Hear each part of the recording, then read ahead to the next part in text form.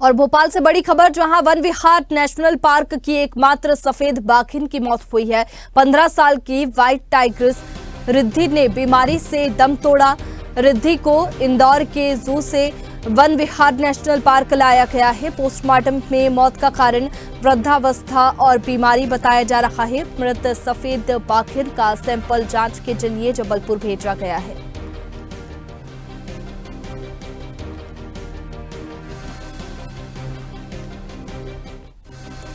तो वन विहार national park की एकमात्र सफेद बाघिन की मौत हुई है। बता दें कि 15 साल की व्हाइट टाइग्रिस रिद्धि ने बीमारी से दम तोड़ा। रिद्धि को इंदौर के जू से वन विहार नेशनल पार्क लाया गया था। बता दें कि पोस्टमार्टम में मौत का कारण वृद्धावस्था और बीमारी बताया जा रहा है। मृत सफेद बाघिन का सैंपल जांच के लिए जबलपुर भेजा गया है। और इसी पर ज्यादा जानकारी के साथ अनिरुद्ध हमारे साथ में लाइव जुड़ चुके हैं। अनिरुद्ध, सफेद बाघिन की मौत की वजह क्या सामने आई है? देखिए, भोपाल के वन विहार नेशनल पार्क से एक बड़ी दुखद खबर आई है और यहाँ पे रहने वाली एकमात्र व्हाइट टाइग्रेस, जिसे देखने के लिए पर्यटकों का हुजूम उमड़ता था। लोग इसे देखने के लिए स्पेशल रूप से जाते थे और इसे रिद्धि नाम की ये व्हाइट टाइग्रेस थी जो डिस्प्ले वार्ड में रखी जाती थी, वहीं पे उसे रखा जाता था। और पर्यटकों में और जो वाइल्ड लाइफ के प्रेमी है वो इसे विशेष रूप से देखने वन विहार नेशनल पार्क जाते थे।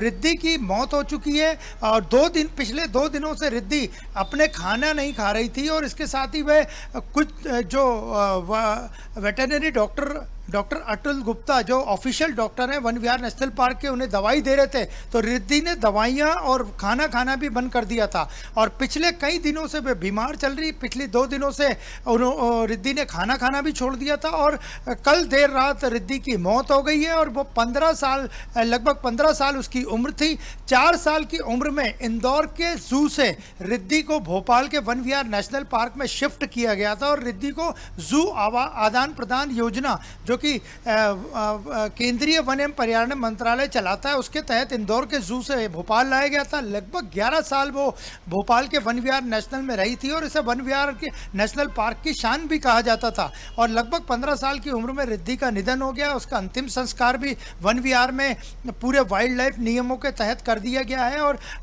अब वन्य प्रेमियों को और वन विहार नेशनल पार्क में आए दर्शकों को रिद्धि नहीं दिख पाएगी क्योंकि उसकी मौत हो चुकी है। बिल्कुल। और इसके साथ ही अनिरुद्ध, बात की जाए तो रिद्धि को इंदौर के जू से वन विहार नेशनल पार्क लाया गया था, लेकिन अब जो है पोस्टमार्टम में मौत का कारण वृद्धावस्था और बीमारी भी पाया गया है। अनिरुद्ध, अगर बात की जाए तो सब्स्टिट्यूट अब क्या होगा, क्योंकि जैसा कि आप बता रहे हैं कि लोग रिद्धि को देखने के लिए वहां पर पहुंचते थे। नेशनल पार्क एक रिद्धि यहाँ पर काफी महत्वपूर्ण थी, तो इसकी जगह पर अब क्या लाया जाएगा?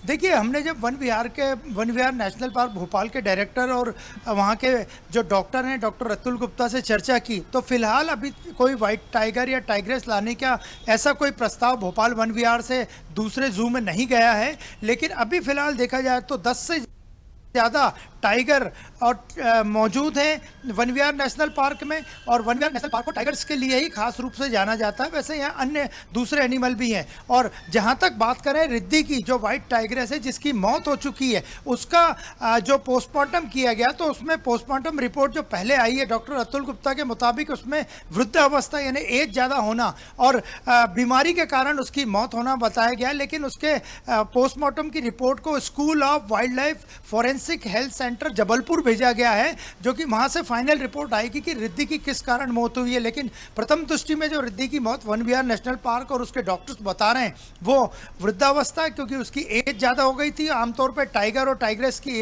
एज जो उम्र रहती है वो 14 से 15 साल तक रहती है। तो रिद्धि लगभग 15 साल की हो गई थी। और ये वन विहार नेशनल पार्क के कर्मचारी और वहाँ का प्रबंधन भी रिद्धि की मौत से काफ़ी दुखी है और उसके अंतिम संस्कार पे काफ़ी उसे भावभीनी विदाई दी गई। और पर्यटकों को और खासकर जो वन्य प्रेमी टाइगर्स को देखने भोपाल के वन विहार नेशनल पार्क जाते हैं, उन्हें रिद्धि की कमी बड़ी खलेगी। हालांकि वन विहार ने अभी तक कोई प्रस्ताव नहीं भेजा है, लेकिन जल्द ही वन विहार में वापस कोई व्हाइट टाइगर या टाइगर्स को वन विहार प्रबंधन और मध्य प्रदेश का वन विभाग ला सकता है। चलिए अनिरुद्ध, बहुत शुक्रिया आपका तमाम जानकारी के लिए।